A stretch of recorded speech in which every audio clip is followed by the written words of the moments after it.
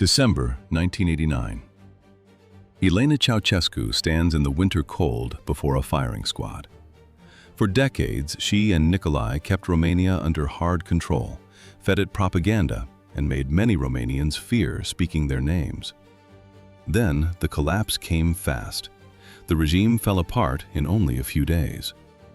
In Târgoviște, a military court rushed through one of the fastest trials of the 20th century. Short orders followed. On December 25, 1989, soldiers carried out the execution. The winter image leads back to a village in the south. On January 7, 1916, Elena Petrescu was born in Petrăști, Dâmbovița County, into a poor rural family that worked the land. She completed only a few years of primary school, and people around her noticed that reading and writing came with difficulty. That mattered later. As a teenager, she moved to Bucharest, the capital and the country's largest city, where factory work drew in young migrants from the countryside. She found work in a textile factory, then served as a laboratory assistant at the Bucharest Institute of Chemistry. Romania was still a monarchy, and the Romanian Communist Party remained illegal. But those city years pulled her into communist activity. In 1939, she joined the party, and that same year she met Nicolae Ceaușescu, 5 years younger and already deep in underground work after several arrests.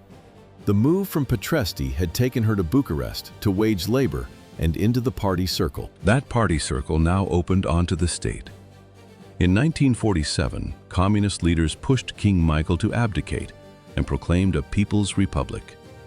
With Soviet backing, the Romanian Communist Party took full control of Romania. The crown was gone. Power moved into party offices. Under Gheorghe Gheorghiu-Dej, Nicolae Ceaușescu climbed the ranks and learned how authority moved through the party chain. Moscow backed the new order.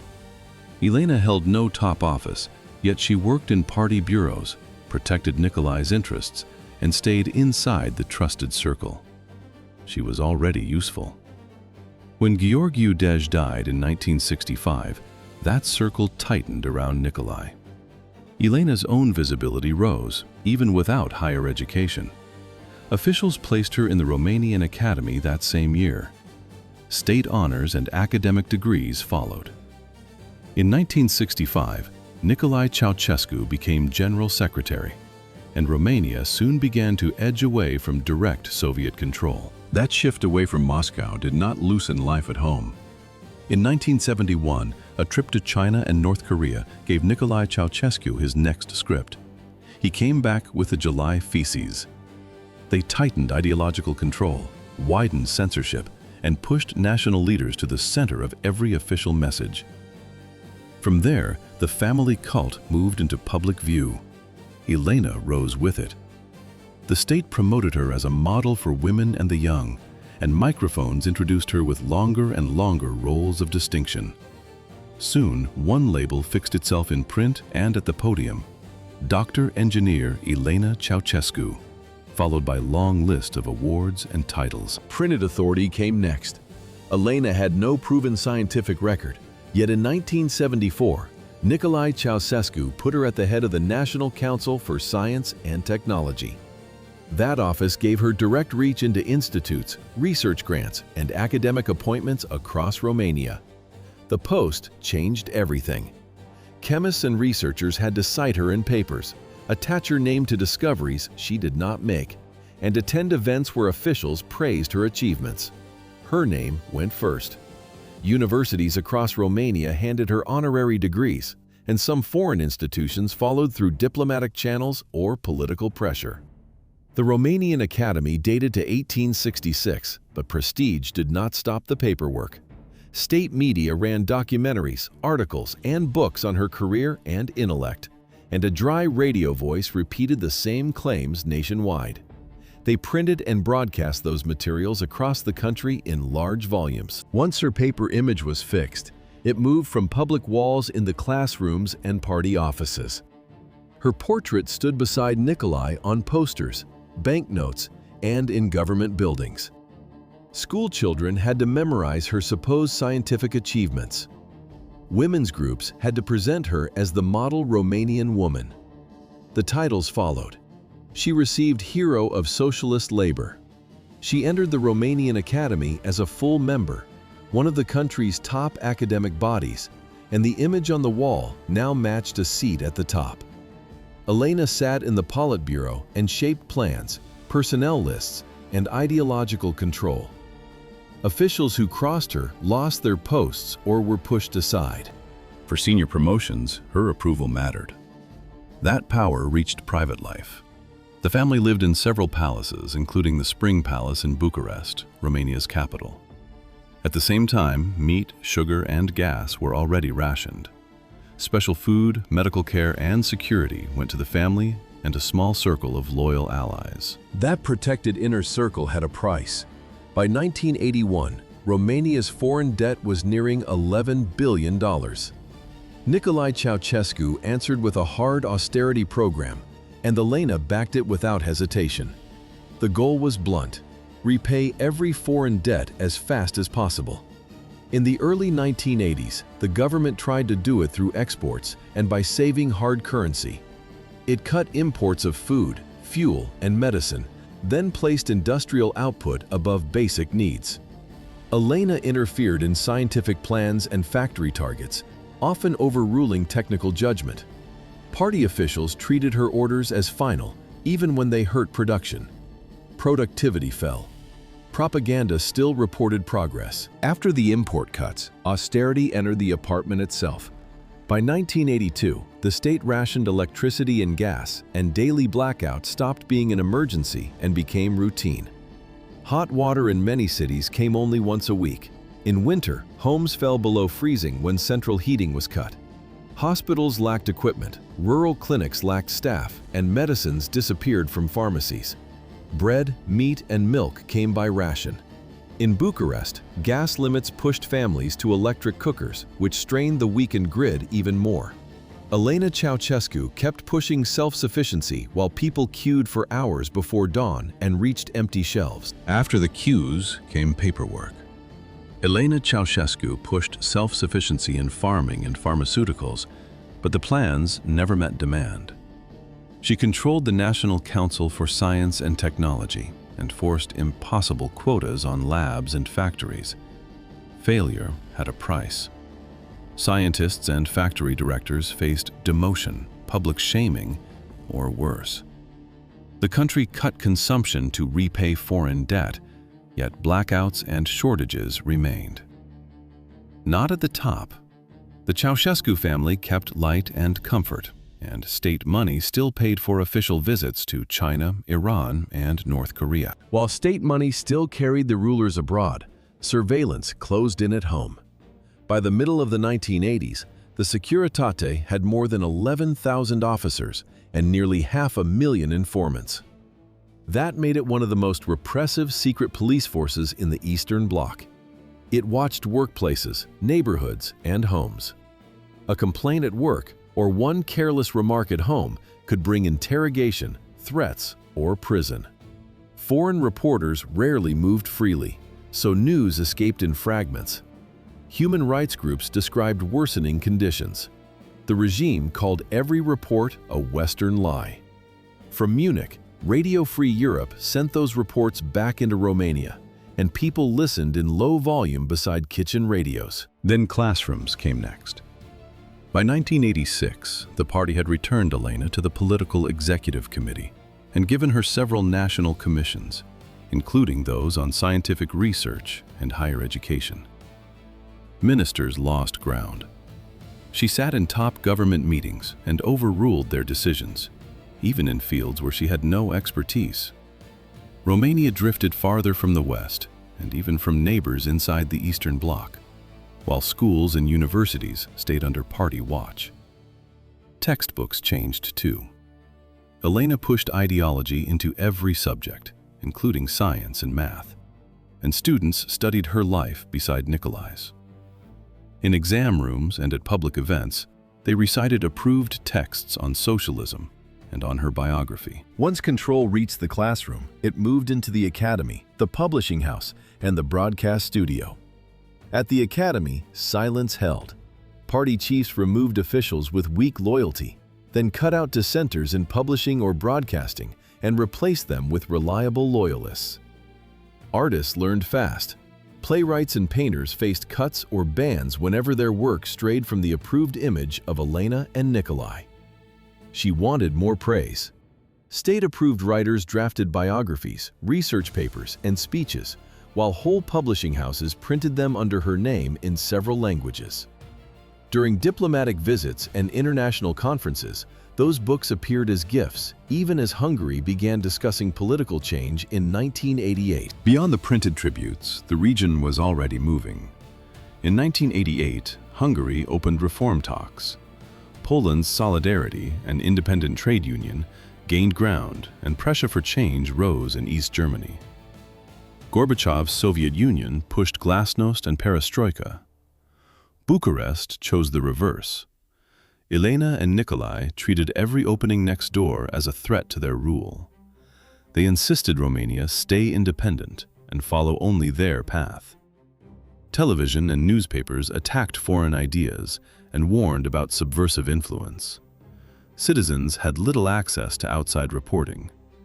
Inside that narrow news corridor, approved narratives cast the Ceaușescus as guardians of national stability. Behind the official calm, daily life kept getting harder. Empty shelves, eyes everywhere, fear and routine. Internal reports reaching the leadership recorded rising anger, but Elena refused to admit the crisis had turned serious. She treated criticism as betrayal and demanded loyalty from government, party ranks, and the public. Meanwhile, Romania sank deeper into diplomatic isolation, and the worsening economy pressed even on party members who had stayed loyal. They felt it too.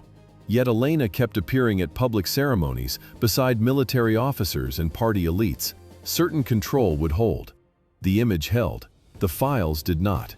More reports reached the leadership desk, dry and direct, each one warning that discontent was growing. Those warnings were now visible in Timișoara. On December 15, 1989, officials came to evict Laszlo Tokes, a Hungarian Reformed pastor who had criticized the regime. His congregation formed a ring around the house, and local residents joined them, turning one eviction into a protest against state policy. The crowd kept growing. Over the next 2 days, a local standoff became a city revolt, and the attempt to remove one pastor became a test of force for the whole city. On December 17th, the army and the Securitate opened fire on unarmed civilians. Many were wounded, many were arrested, and bodies were moved in secret and buried in mass graves. By night, the authorities were already hiding the dead. Eyewitnesses still got messages out through foreign radio. More than 60 people were killed in Timișoara in a single day. Those killings did not clear the streets. On December 18th, protests returned stronger. Factory gates closed as workers joined in, and students led the marches across Timișoara. Security forces hit the crowds once more. The city answered louder. By December 20th, protesters named Timișoara the first free city in Romania, and senior army officers nearby started refusing orders to fire on civilians. That crack reached Bucharest on December 21st, when Nicolae gathered about 80,000 people in the central square, many brought by buses and state organizations, for a live broadcast across Romania. Then the whistle started. Anti-government slogans rose, banners lifted, and for the first time on television, he looked shaken while Elena tried to steady him. The feed cut out. People pushed toward the stage, and clashes with security forces began. By midnight, the broken rally had turned into a city-wide fight. Across Bucharest, protesters lit fires, shouted anti-government slogans, and ran into riot police on street after street. Gunfire echoed through the capital. Damaged storefronts and scarred facades showed how fast the violence had spread beyond the square. Workers from nearby factories joined before dawn, and the unrest reached the shop floor. On the morning of December 22nd, officials reported Defense Minister Vasile Milea dead. They called it suicide. Many Romanians believed people around Nicolae Ceaușescu killed him after he refused to order lethal force against civilians. After Milea's death, army units across Romania began to pull away from the Ceaușescus. That rupture reached the airwaves by noon on December 22nd, when revolutionaries took national television and a National Salvation Front began to form. Gunfire still carried over Bucharest. From the presidential headquarters, Nicolae and Elena Ceaușescu lifted off by helicopter with a few loyal aides and security officers. Monitors tracked the airspace, and reports followed their route almost at once. The escape was brief. Fearing the helicopter would be shot down, the pilot put it down near Titu, west of Bucharest.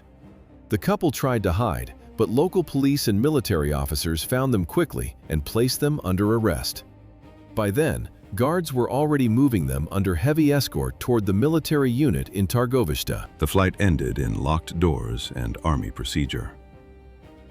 In Târgoviște, an Interior Ministry military unit received them as detainees, not rulers. Soldiers disarmed their personal guards and split them away. Their orders meant nothing. The unit placed Nicolae and Elena in a small, almost bare room with barred windows, metal beds, and plain army blankets. Guards stayed outside day and night.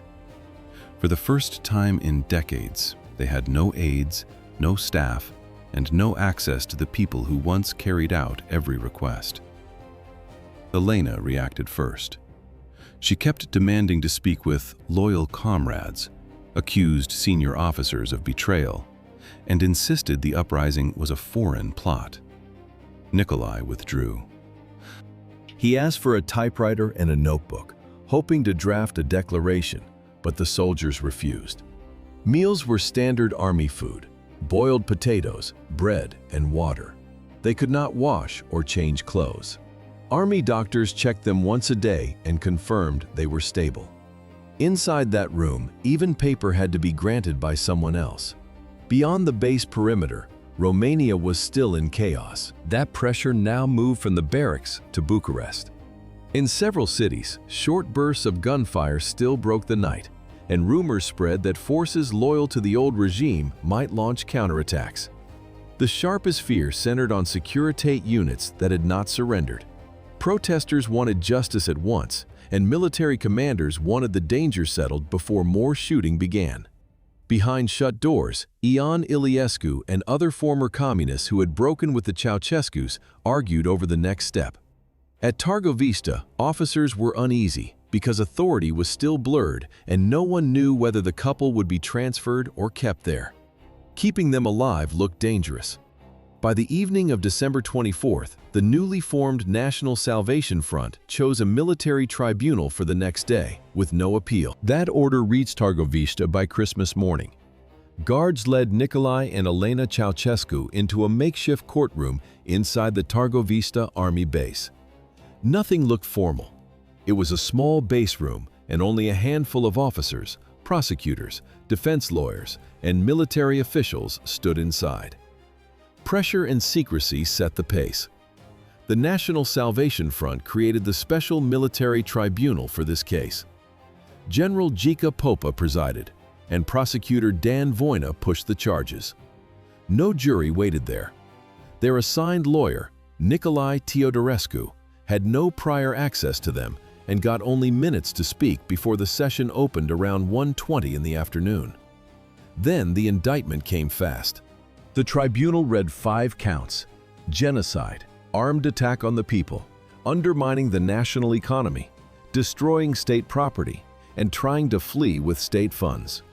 The genocide claim leaned on a death toll the court pushed above 60,000, though later investigations placed it closer to 1,100.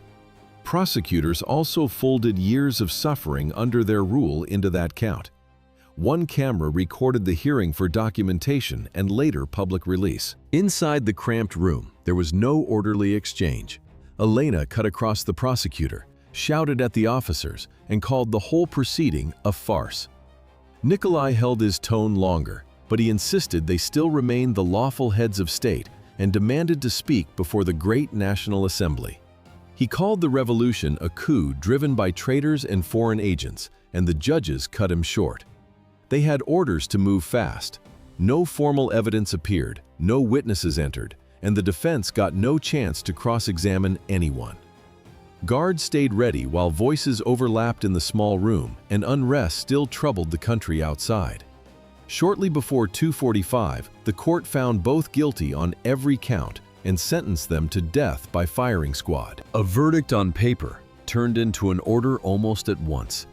The ruling allowed no appeal and no delay, and officers signed and announced it within minutes. The paper moved faster than any normal court process. The new leadership framed that speed as a step toward order. Gunfire still carried across parts of Romania, and rumors of loyalist retaliation pushed the authorities to fear fresh violence. Outside the door, soldiers received their last instructions.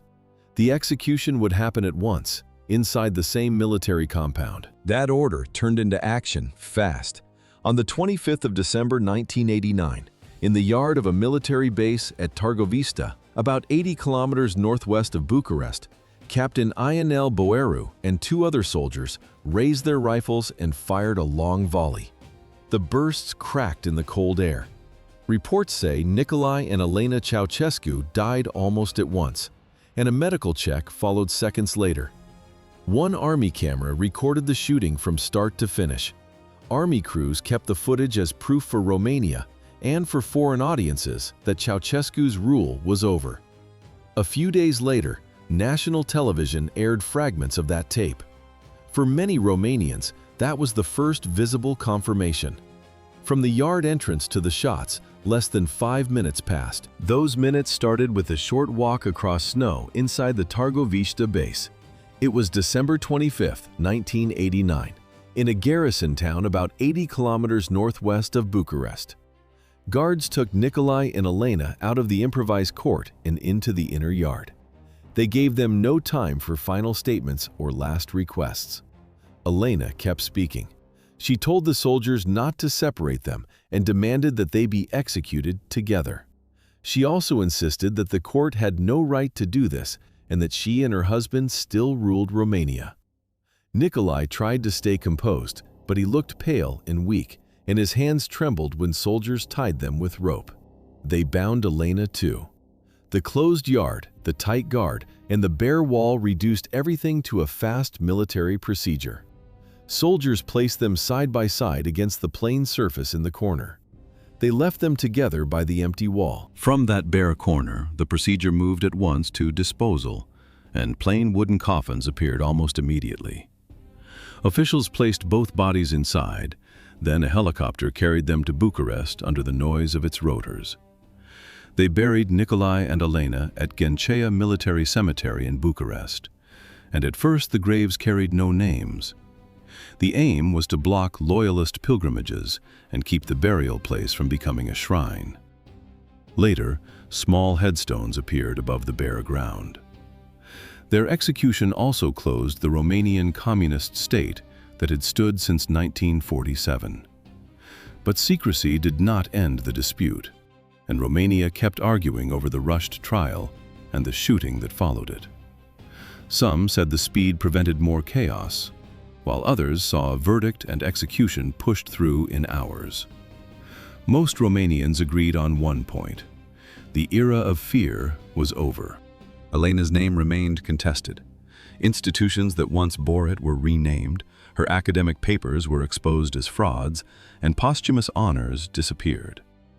In the 2000s, the graves drew attention again, and in 2010, officials exhumed the remains at the family's request for DNA testing. The analysis confirmed that the bodies buried at Ghencea were Nicolae and Elena.